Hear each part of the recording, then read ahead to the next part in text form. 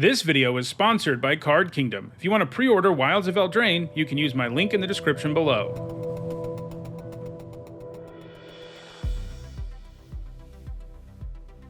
Hi everyone, I'm Nitsa, and in this video I'm continuing with my Wilds of Eldraine set review. So far I've looked at every multicolored, colorless, and white card, and in this video we're going to look at blue. For each of these cards I'll discuss how good I think they'll play in Limited, and I'll sum up my thoughts by using a letter grade. If you're new to my set reviews, you can find out what my grades mean by looking in the description. A couple of things to keep in mind as we look at these cards. I'm only evaluating these for play in Limited, and not any other formats. That also means we're only talking about cards that appear in draft boosters. These are also my evaluations of these cards before playing with them, so I of course won't be right about everything, but I will be providing updates about the format here on the channel. Lastly, I want to let you know that I'm offering some set review related perks for both patrons and channel members. You get access to my ongoing notes during preview season, and by the end of the set review, you'll have a spreadsheet with all of my grades. If those perks sound interesting to you and you want to support the channel, you can find ways to become a channel member or a patron in the description. Alright, let's take a look at the first blue card in Wilds of Eldraine. That card is Aquatic Alchemist, which for 1 generic and a blue is a 1/3 elemental at common. Whenever you cast your first instant or sorcery spell each turn, it gets +2/+0 until end of turn, and it comes with an adventure called Bubble Up, which for 2 generic and a blue is a sorcery. It says put target instant or sorcery card from your graveyard on top of your library. This is the first adventure in this video, so I'll remind you how it works. If a card has an adventure, you have the option of casting either side from your hand. If you cast the adventure side, you exile the card afterwards, and then you can cast it as a creature. You do not have to cast the adventure before you cast the creature, though for the majority of them you kind of want to try to do both so that you get as much out of the card as possible. So this doesn't look great, even though most adventures in this set do seem pretty good. This one I don't think really gets there. Putting an instant or sorcery on top of your library from your graveyard isn't actually that great of an effect on its own. In fact, it's card disadvantage. You go down a card and don't get one back, but obviously this makes up for that by also giving you a creature, but the creature also isn't that good. We've seen cards with this same instant or sorcery trigger, but not restricted to once per turn, and it wasn't like they were completely insane and limited either, and this one is restricted. Your opponent knows exactly how big this is going to be in most cases. One of the nice things about this kind of creature is your opponent has to really think about the possibility that maybe you could pump it to 5, and if that's the case, maybe they just can't block. You know, the threat of activation is a lot greater when maybe you can cast 2 spells to buff it, and there's a lot less unknown here. Your opponent knows the max you're going to get is 3/3, and that really hurts this card's value overall. All of that said, it certainly isn't bad, but I don't really imagine it being like a premier spell payoff for blue-red, or a card that even always makes the cut. I'm giving it a C-. Next up, it's Archive Dragon, which for 4 generic and 2 blue is a 4/6 dragon wizard at uncommon. It has flying and ward 2, and when it enters the battlefield, use Scry 2. A 6-mana 4/6 flyer with ward 2 is okay. There's not much in the format that can kill it efficiently between its size and the ward tax, and obviously this body is good at attacking or blocking on lots of boards. The Scry 2 is a nice additional effect to have, but I do kind of feel like I should be getting a little extra something here, especially on an uncommon. I think having one of these at the top of your curve in blue seems like a pretty good idea, but you usually don't want more than one. That first copy is probably like a C+ though. Next up, it's Asinine Antics, which for 2 generic and 2 blue is a mythic rare sorcery. You may cast Asinine Antics as though it has flash if you pay 2 generic more to cast it. For each creature your opponents control, create a cursed roll token attached to that creature. This format has all of these aura tokens. Most of them buff a creature. This one does not. It makes a creature into a 1/1 as it tells you here. So casting this makes all of your opponent's stuff into 1/1s, and if you pay 6, you can do it at instant speed. That second option can be particularly impressive, as it can allow you to wreck your opponent's board when they attack or block in a certain way. Still, don't forget that this typically doesn't entirely remove creatures. They might be small, but they can still block, attack, use activated abilities. Their static abilities will still be around. It's not that hard for your opponent to get rid of these cursed rolls, so you get the picture. Don't look at this as a one-sided blue Wrath of God. It might be tempting to think of it that way, but it is miles away from that. Still, it does have a big impact on the board, and casting it at instant speed can be pretty devastating. It has a broad enough effect that even though it doesn't fully remove anything, the fact that it debuffs everything your opponent has makes up for that. So I think this is a fairly high pick. I'm going to start it at a B. Next up, it's Balluna's Gatekeeper, which for 5 generic and a blue is a 6/5 giant soldier at common. It has an adventure called Entry Denied, which for 1 generic and a blue is a sorcery, and it says return target creature you don't control with mana value 3 or less to its owner's hand. A restricted sorcery speed bounce effect isn't amazing, but you usually have something you can bounce with this early. Normally, a bounce effect is card disadvantage, but because you get a big vanilla creature out of this later, that isn't really the case. While it doesn't quite deliver the 2 cards of value that it makes some adventures really strong, this does do a lot for a single card. I'm giving it a C+. Next up, it's Bitter Chill, which for 1 generic and a blue is an uncommon enchantment aura. It's an enchant creature. When it enters the battlefield, you tap enchanted creature. Enchanted creature doesn't untap during its controller's untap step. And when Bitter Chill is put into a graveyard from the battlefield, you can pay 1 generic. If you do scry 1, then draw a card. We don't often see premium removal in blue at lower rarities, but I think this actually gets there. 2 mana to tap something down is generally a nice enough card, but it's usually not premium removal when it's on an aura, and that's because there's a huge downside associated with a card like this. Like if your opponent can sacrifice the thing, or bounce the thing, or find a way to destroy the enchantment, you end up in a pretty bad spot because, you know, your opponent still got plenty of value out of the card that you were trying to remove. But this makes up for that by having this mode where when it dies, you can pay 1 generic and you get a card out of it. So I think that's enough to make this premium. It's also cheap enough at effectively removing something that's pretty good. It does have problems, of course, even with this effect that sort of hedges against the downside. The main ones being that activated abilities, static abilities, all the things like that are still going to be active. But this is capable of effectively removing a large number of creatures in the format, and it doesn't have the usual downside this card usually has, giving this a B-. Next up, it's Chancellor of Tales, which for 3 generic and a blue is a 2/3 fairy advisor at uncommon. It has flying, and whenever you cast an adventure spell, you may copy it. You may choose new targets for the copy. This is really strong, so much so that I wouldn't have been shocked if it were a rare. There are a lot of adventures in this set, and doubling them is massive. Your normal deck will have more than enough adventures to take advantage of this card. The only downside here is that it has a fairly inefficient stat line, but at least it has 3 toughness, so it can survive most of the really cheap removal spells in the format. And given how strong it is, that hardly matters. I'm giving this a B+.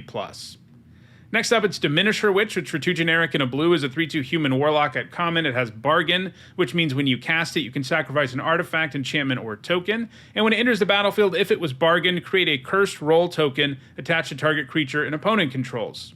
Without Bargain, this would be pretty bad. I mean, a 3 mana 3/2 that doesn't do anything else is like a D- at best these days.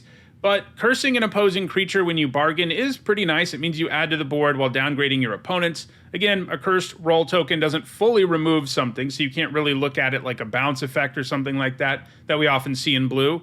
But it does significantly weaken a whole lot of creatures, and you add to the board while you do it. Additionally, bargaining isn't that hard. There's plenty of things for you to sacrifice in this format, so I think this comes out as a pretty good common. I'm giving it a C+. Next up, it's Disdainful Stroke, which for 1 generic and a blue is an uncommon instant. It says counter target spell with mana value 4 or greater. This is mostly a sideboard card. Most opponents won't have enough things you can counter with this for it to be worth it. If your opponent shows you a bunch of expensive cards, something fairly likely in both blue-green and red-green, it does a nice job out of the sideboard because against them, it can counter a huge number of cards in their deck very efficiently. This is probably an F in your main deck and a C+ out of your sideboard.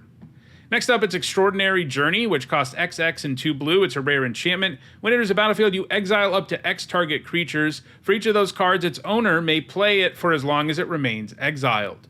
Whenever 1 or more non-token creatures enters the battlefield, if 1 or more of them entered from exile or was cast from exile, you draw a card. This ability triggers only once each turn. This has a really cool design, one that I think it's really hard to wrap one's head around without actually playing with it, but my instinct is that it feels pretty good. Exiling things is always nice, and making your opponent recast them does give you some nice tempo. You can also exile your own things if you want to rebuy into the battlefield abilities or just turn all of your things that you can cast into cantrips, but I think you get the most value out of exiling your opponent's stuff and then drawing cards off of it when they cast them.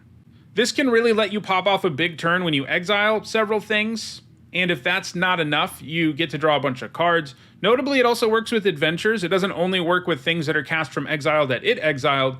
When you cast a creature that's from exiled for any reason, whether it's an adventure or otherwise, you will also get to draw a card. So this will be drawing you a lot of cards. It's definitely a little clunky, and in a lot of situations, It may not really affect your opponent as much as you would want it to, but it does seem like a value engine that can generate some serious tempo. And overall, I think that means it's pretty good. I'm giving it a B. Like I said, this is such a strange card that it's harder to evaluate than most cards are when you haven't actually played with them.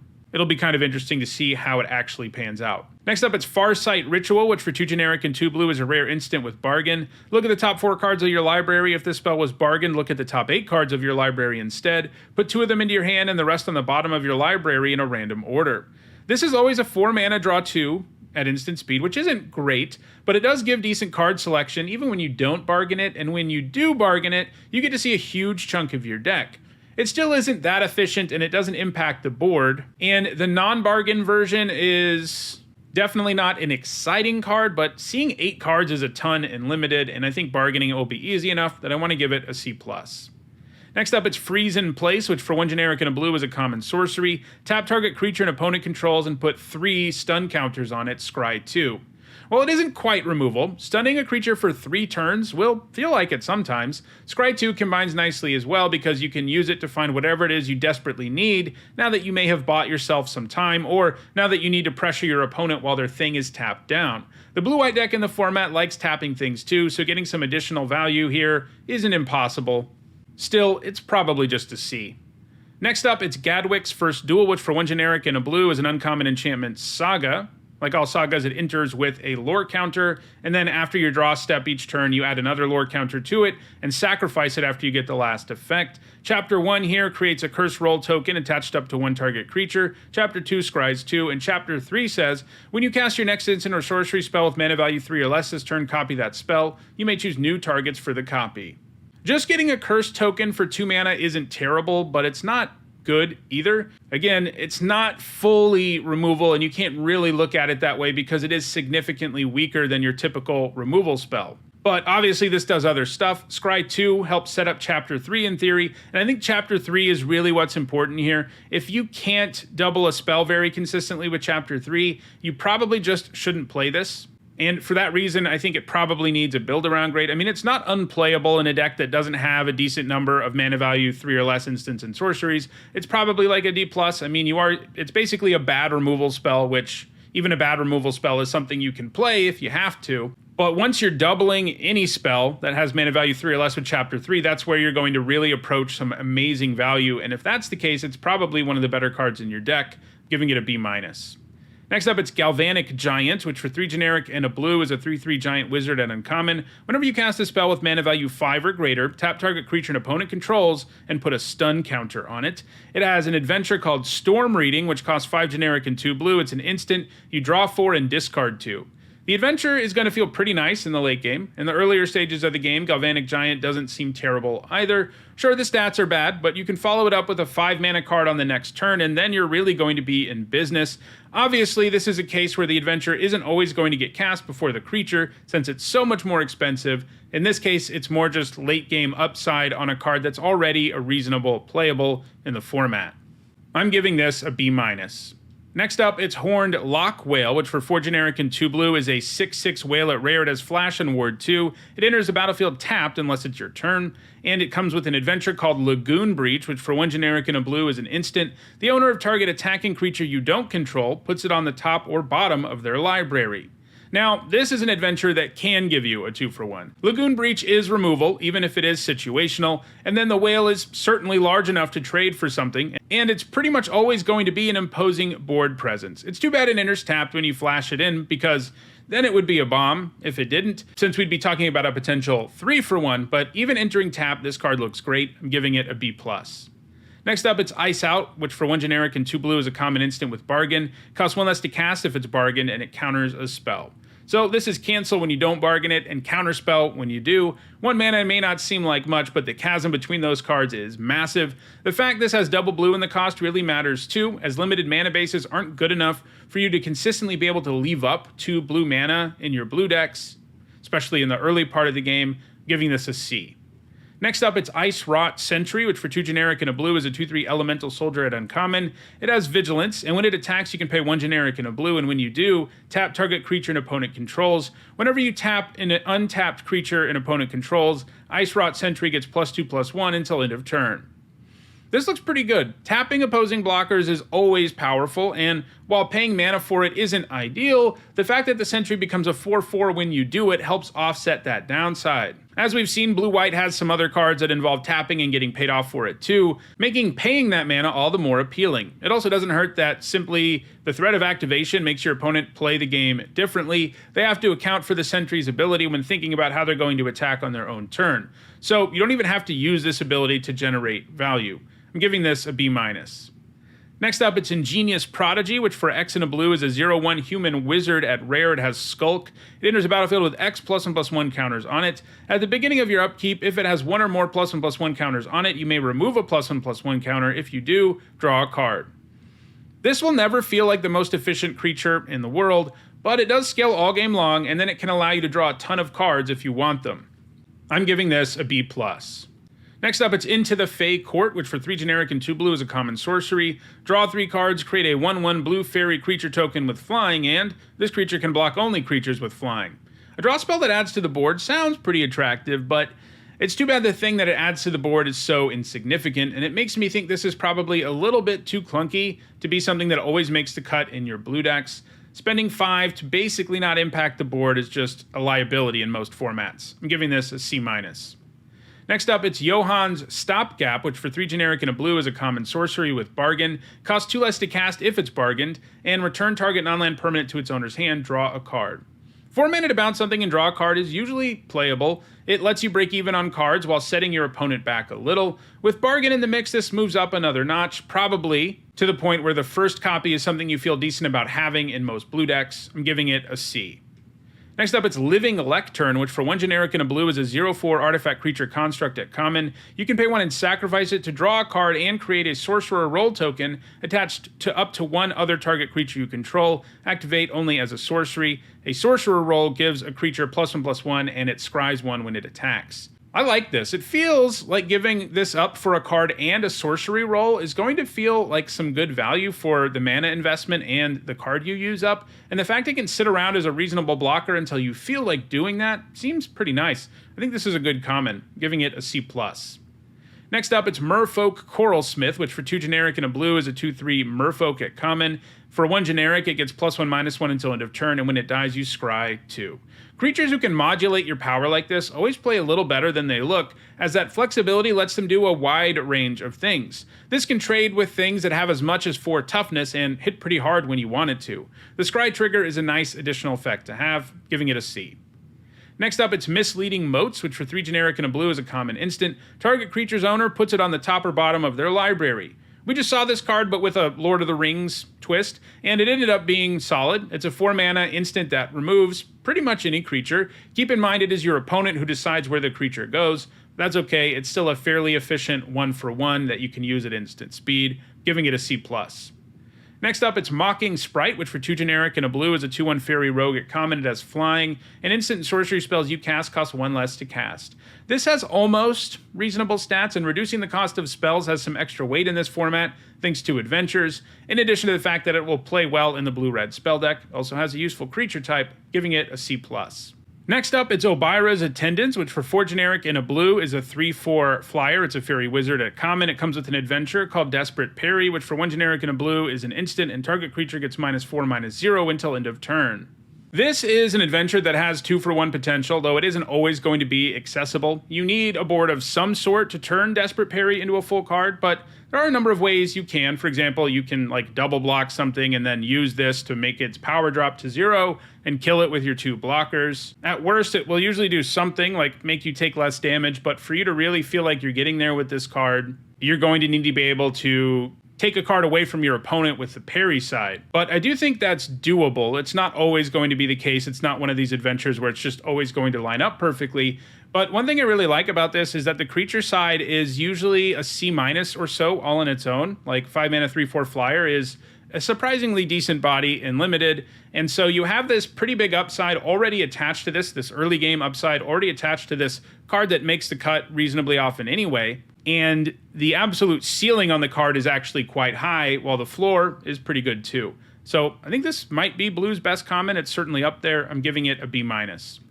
Next up, it's Picklock Prankster, which for 1 generic and a blue is a 1/3 fairy rogue at uncommon. It's got flying and vigilance. It has an adventure called Free the Fae. For 1 generic and a blue, it's an instant. You mill 4, then put an instant sorcery or fairy card from among the milled cards into your hand. So there is a chance you miss with Free the Fae. You have a pretty good chance of not missing, especially in blue-red and blue-black, but this isn't the kind of effect that will only miss on super rare occasions. I think expecting it to whiff entirely a third of the time is pretty reasonable. When you can get a card out of it, it's going to feel pretty good, especially because you also get a reasonable flyer. A creature with these 2 keywords goes great with the various role tokens in the set too. I'm giving this a B-. Next up, it's Quick Study, 2 generic and a blue, common, instant, draw 2 cards. Instant speed divination is nice, though it doesn't add to the board, and that can always be a problem in limited. There's also only so many slots into your deck for card draw spells that don't actually do anything but draw you cards. And because there's a bunch of creatures that are adventures that can give you cards as well, it may mean a card like this falls even lower in your pick order. I'm going to start it at a C. Next up, it's Sleep Cursed Fairy. For 1 blue, it's a 3/3 fairy wizard. At rare, it's got flying and ward 2. Enters a battlefield tapped with 3 stun counters on it, and you can pay 1 generic and a blue to untap it. I don't hate the idea of this coming down on turn 1. It'll just sit around a bit before it becomes an actual problem for your opponent, and in the end, you get a pretty good return on your investment. It'll feel sort of like playing something with Suspend on turn 1. The bad news is that you'll draw it late sometimes, and you'll have to pay a bunch of mana and spend some significant time for it to become relevant. The good news is a 3/3 flyer is good on most boards, but this does seem a little slow when you play it in the mid to late game. I'm giving it a C+. Next up, it's Sleight of Hand, 1 blue mana, common sorcery. Look at the top 2 cards of your library. Put one of them into your hand and the other on the bottom of your library. Seeing 2 cards for 1 mana is a pretty decent rate, and this will be especially good in this format spell deck, but running the first copy of this seems decent in most blue decks. It is true that you, again, only have so much space for cards that don't impact the board at all, but this is a solid one, giving it a C. Next up, it's Snare Master Sprite, which for 1 blue mana is a 1/1 fairy wizard at common. It's got flying. When it enters the battlefield, you can pay 2 generic. When you do, tap target creature an opponent controls and put a stun counter on it. 3 mana for a 1/1 flyer that stuns something is probably already playable, especially in a format with a fairy deck and some payoffs for tapping things. So the fact that you also have the option of just playing this on turn 1 as a 1 mana 1/1 flyer makes it a pretty nice common, giving it a C+.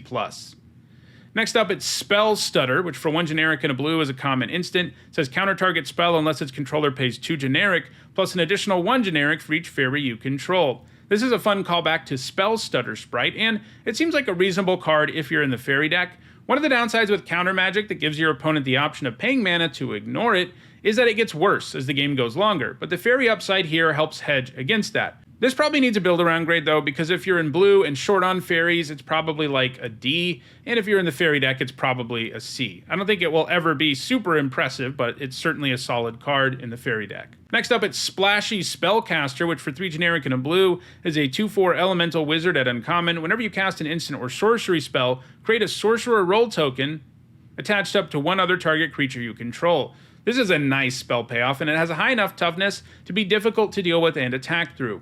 It's a little sad it can't give itself a sorcerer role, but upgrading all your other stuff seems pretty good to me. This will feel like an impressive engine, as adding this effect to every one of your spells is a pretty significant upgrade. I think even in a deck that has like 5 spells, you'll be running this pretty happily, and if you really get there on spells, it's going to be nuts. I'm giving it a B. Next up, it's Stormkeld Prowler, which for 1 generic and a blue is a 2/1 human rogue at common. Whenever you cast a spell with mana value 5 or greater, put 2 +1/+1 counters on Stormkeld Prowler. 2 +1/+1 counters is pretty nice, but a 2 mana 2/1 isn't, and by the time you play your 5-drop and make this a 4/3, it isn't like it will be that impressive. There will also be times when you can't grow it until well beyond that turn. It's a pretty mediocre top deck too. I think this is a C-. Next up, it's Succumb to the Cold, which for 2 generic and a blue is an uncommon instant. Tap 1 or 2 target creatures an opponent controls, put a stun counter on each of them. This can be a nice tempo card that you can use to close out your opponent, and that's especially true in blue-white, where you can get some extra value. Still, it's fairly situational. If you can't use it to finish your opponent off, or you have to use it defensively, it feels pretty bad, giving it a C-.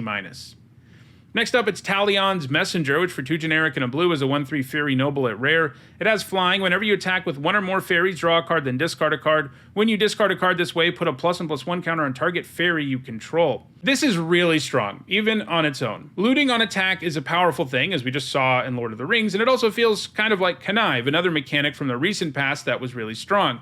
Basically, this improves your card quality while growing on its own, and then there's the fact that it lends the ability to other fairies too, and can let you put a counter on whichever fairy you want to.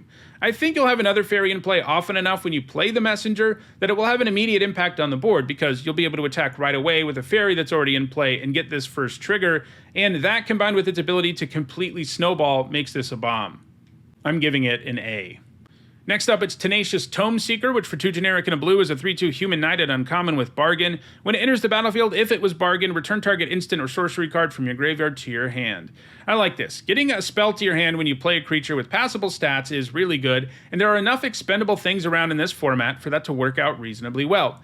I will say blue is probably a little lighter on expendable things to bargain than any other color. It doesn't have much in the way of treasure or food, and I think it even has fewer roll tokens, so this won't work out quite as well as some other bargain cards in other colors.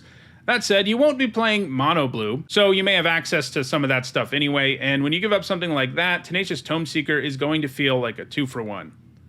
I'm giving it a B-.